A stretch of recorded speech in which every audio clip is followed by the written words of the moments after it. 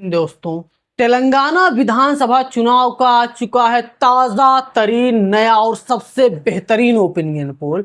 या opinion poll इतना सटीक है कि आप इस बात को भली भांति भाप लेंगे कि इस बार तेलंगाना में क्या होने वाला है, किसकी हवा चल रही है तेलंगाना में और किसकी सरकार बनने वाली है तेलंगाना में। क्या कांग्रेस की रेवंता रेड्डी की सरकार बरकरार रहने वाली है तेलंगाना में, या बीआरएस से केसीआर साहब एक बार फिर से तेलंगाना की सत्ता हासिल करने में कामयाब हो जाएंगे। और क्या होगा भारतीय जनता पार्टी का। वहीं एएमआईएम जो कि कुछ जिले के सीटों पर काफी मजबूत है और सभी सीटों पर लड़ती नहीं है, पर जहां से लड़ती है मजबूती के साथ लड़ती है। तो देर नहीं करते हैं, सबसे पहले शुरुआत करते हैं हैदराबाद जिले से। हैदराबाद जिले में दोस्तों 15 विधानसभा की सीटें लगती हैं और इन 15 विधानसभा की सीटों में कांग्रेस के खाते में महज 3 सीटें जाने का अनुमान जताया जा रहा है। वहीं केसीआर साहब की पार्टी बीआरएस के खाते में 4 सीटें, जबकि भारतीय जनता पार्टी 1 सीटों पर अपना विजय रथ दौड़ा सकती है। वहीं एएमआईएम के खाते में हैदराबाद से सबसे अधिक 7 सीटें जाने का अनुमान जताया जा रहा है। आगे बात कर लेते हैं दोस्तों मेडचल की। विधानसभा की 5 सीटों वाला जिला है मेडचल मलकाजगिरी और इन 5 सीटों में जो लड़ाई है वो कांग्रेस बनाम बीएसआर है। तो बीएसआर के खाते में सबसे अधिक 3 सीटें जाने का अनुमान जताया जा रहा है। वहीं कांग्रेस के खाते में 2 सीटें जाने का अनुमान जताया जा रहा है। भारतीय जनता पार्टी और एएमआईएम का इस जिले से खाता खुलना मुश्किल माना जाता है। अब बात कर लेते हैं नलगोंड की। नलगोंड में विधानसभा की 6 सीटें लगती हैं और इन 6 सीटों में कांग्रेस फिलहाल काफी मजबूत नजर आ रही है। सबसे अधिक 4 सीटें कांग्रेस के खाते में जाने का अनुमान जताया जा रहा है। वहीं बीआरएस के खाते में 2 सीटें जाने का अनुमान है। भारतीय जनता पार्टी 0 और एएमआईएम के खाते में भी 0 सीटें जाने का अनुमान जताया जा रहा है।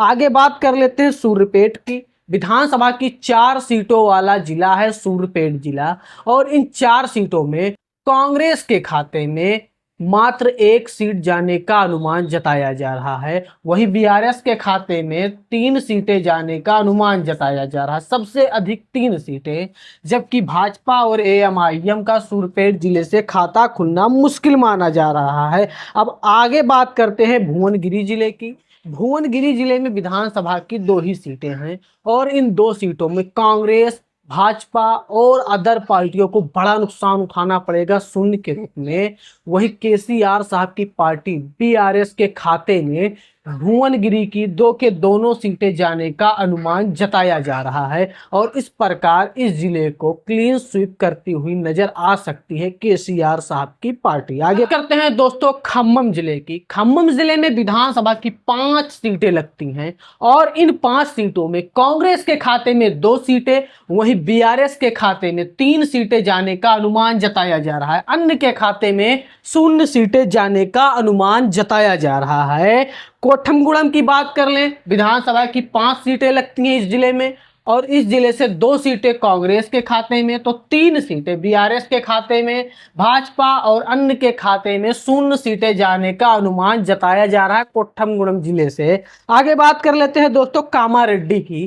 कामारेड्डी में विधानसभा की 4 सीटें लगती हैं और इन 4 सीटों में मुकाबला काफी दिलचस्प हो सकता है। फिलहाल ताजा तरीन ओपिनियन पोल पे नजर डालें तो 1 सीट कांग्रेस के खाते में, 2 सीट बीआरएस के खाते में, वही 1 सीट बीजेपी के खाते में, एएमआईएम और अन्य के खाते में 0 सीटें जाने का अनुमान जताया जा रहा है कामारेड्डी जिले से। करीमनगर में विधानसभा की 4 सीटें लगती हैं और करीमनगर में इस बार पूरा का पूरा माहौल बदलता हुआ नजर आने वाला है। एएमआईएम 0, बीजेपी 0, जो मुख्य लड़ाई है कांग्रेस बनाम बीआरएस ही होने वाला है। कांग्रेस के खाते में मात्र 1 सीट, वहीं बीआरएस के खाते में सबसे अधिक 3 सीटें जाने का अनुमान जताया जा रहा है करीमनगर जिले से।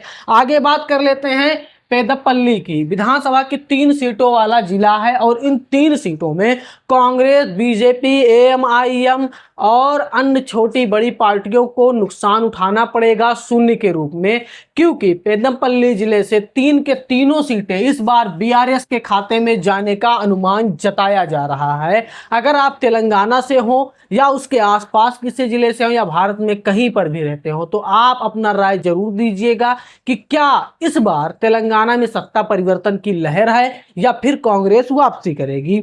आगे बात कर लेते हैं दोस्तों जगतियाल की। विधानसभा की 3 सीटों वाला जिला है और इन 3 सीटों में बीआरएस सबसे बड़ी पार्टी बन सकती है 2 सीटें ला करके, जबकि कांग्रेस के खाते में 1 सीट जाने का अनुमान जताया जा रहा है। बीजेपी और अन्य के खाते में 0 सीटें जाने का अनुमान जताया जा रहा है। अब बात कर लेते हैं रजनन सिरसिली की। विधानसभा की 2 सीटें लगती हैं इस जिले में और सिरसिला जिले में 2 सीटों में से 0 सीट यहाँ पे कांग्रेस के खाते में जाएंगी।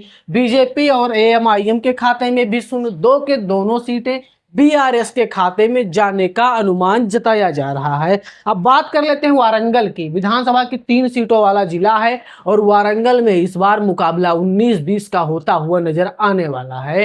3 में से 1 सीट कांग्रेस के खाते में जा सकती है, वहीं 2 सीटें बीआरएस के खाते में जाने का अनुमान है। एएमआईएम, बीजेपी और अन्य के खाते में 0 सीटें जाने का अनुमान जताया जा रहा है।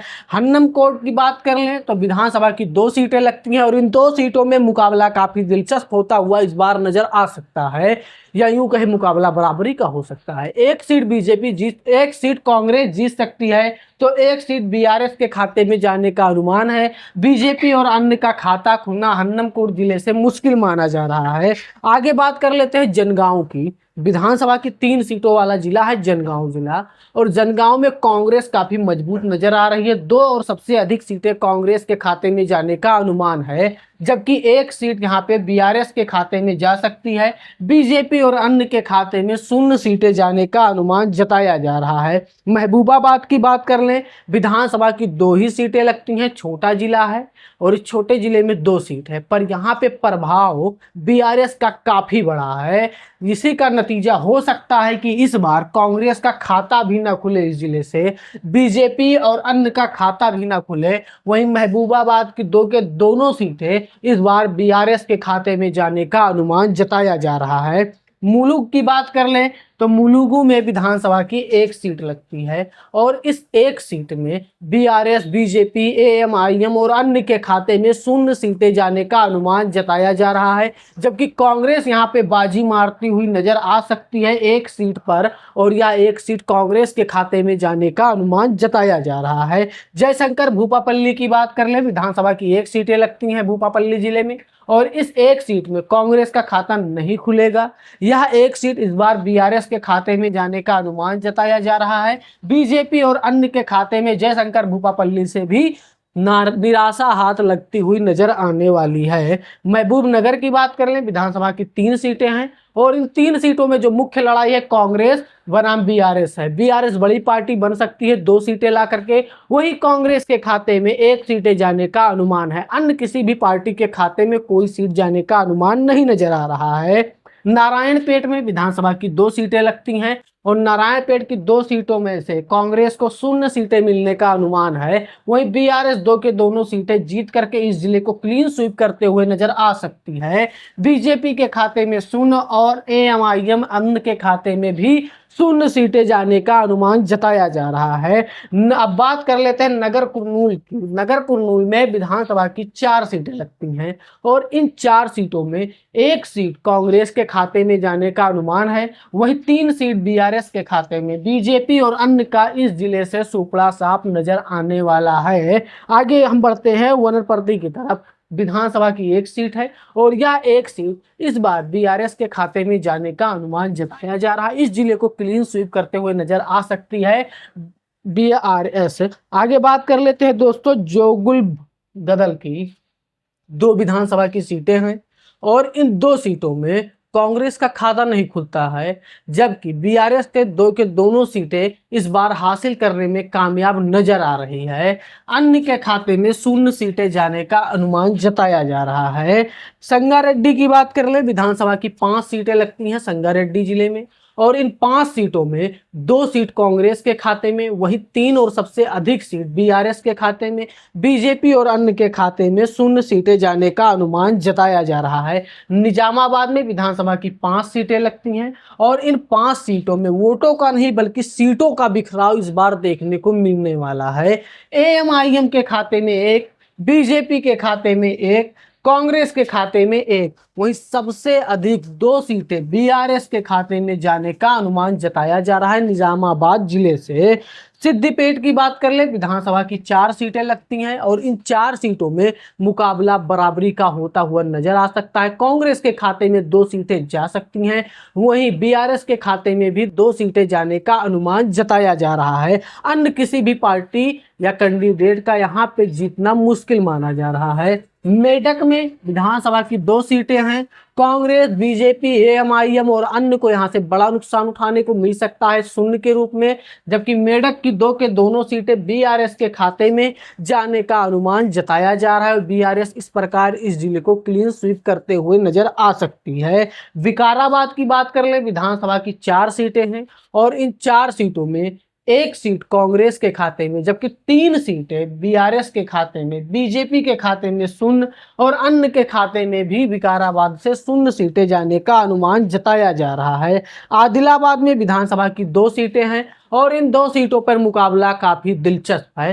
कांग्रेस के खाते में वोट तो जाएंगे पर वो सीटों में कन्वर्ट नहीं हो पाएंगे, इसलिए आदिलाबाद से कांग्रेस को 0 सीटें मिलने का अनुमान जताया जा रहा है। बीजेपी का इस जिले से खाता नहीं खुलेगा। जो मुकाबला है यहाँ पे बीआरएस बनाम एएमआईएम होने वाला है। बीआरएस के खाते में 1 सीट जाने का अनुमान है, वहीं एएमआईएम के खाते में 1 सीट जाने का अनुमान जताया जा रहा है आदिलाबाद जिले से। अब बात कर लेते हैं निर्मल की। विधानसभा की 3 सीटों वाला जिला है और इन 3 सीटों में काफी मुकाबला दिलचस्प हो सकता है क्योंकि बीजेपी और एएमआईएम इस जिले में काफी हावी है। नतीजा कुछ ऐसा हो सकता है कि कांग्रेस का खाता भी ना खुले, बीआरएस के खाते में 1, बीजेपी के खाते में 1 और एएमआईएम के खाते में 1 सीटें जाने का अनुमान जताया जा रहा है। यानी कि निर्मल जिले में मुकाबला त्रिकोणीय होता हुआ नजर आने वाला है, पर उस त्रिकोणीय मुकाबले में कांग्रेस कहीं नजर नहीं आ रही है फिलहाल। अब आगे बात कर लेते हैं दोस्तों कुमाराम भीम यानी आसिफाबाद जिले की। विधानसभा की 2 सीटें लगती हैं आसिफाबाद जिले में और इन 2 सीटों में 1 सीट कांग्रेस के खाते में, वहीं 1 सीट बीआरएस के खाते में जाने का अनुमान जताया जा रहा है। बीजेपी और अन्य का इस जिले से खाता खुलना मुश्किल माना जा रहा है। मचेरलिया की बात कर लें, विधानसभा की 3 सीटें लगती हैं इस जिले में और इन 3 सीटों में बीआरएस 2 सीटें ला करके सबसे बड़ी पार्टी बन सकती है, जबकि कांग्रेस के खाते में 1 सीट जाने का अनुमान जताया जा रहा है। अन्य के खाते में 0 सीटें जाने का अनुमान जताया जा रहा है मचेरला से। आगे बात कर लेते हैं रंगारेड्डी जिले की। 7 विधानसभा सीटों वाला जिला है रंगारेड्डी जिला और इन 7 सीटों में महज 2 सीटें कांग्रेस के खाते में जाने का अनुमान है, वहीं 4 सीट बीआरएस के खाते में जा सकती है, बीजेपी के खाते में 0 और एएमआईएम के खाते में 1 सीट जाने का अनुमान जताया जा रहा है।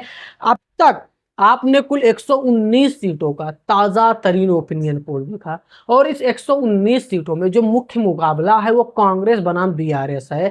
भारतीय जनता पार्टी नई जमीन ढूंढ रही है और एएमआईएम अपने सीटों में बढ़ोतरी ढूंढ रही है। फिलहाल ताज़ा तरीन ओपिनियन पोल में जो निष्कर्ष निकल के आया है 119 सीटों में 11 सीट इस बार एएमआईएम के खाते में जा सकते हैं, यानी कि एएमआईएम का ग्राफ इस बार तेलंगाना में बढ़ता हुआ नजर आ रहा है, जबकि भारतीय जनता पार्टी महज 4 सीटों पर सिमटती हुई नजर आ सकती है। सत्ताधारी पार्टी जो कि इस समय सत्ता में है कांग्रेस, यहाँ पे 34 सीटों पर सिमट सकती है, वहीं बीआरएस के खाते में 70 सीटें जाने का अनुमान जताया जा रहा है। अगर यह ओपिनियन पोल सही साबित होता है तो बीआरएस सिर्फ पूर्ण बहुमत की सरकार ही नहीं बल्कि एक मजबूत और पूर्ण बहुमत की सरकार बनाते हुए नजर आ सकती है तेलंगाना में। आपका इस ओपिनियन पोल के बारे में क्या राय है जरूर बताइएगा और कमेंट कीजिएगा कि क्या बीआरएस आ रही है इस बार तेलंगाना में, और अपना ओपिनियन पोल बना के जरूर दीजिएगा। मिलते हैं अगली वीडियो में, तब तक के लिए धन्यवाद।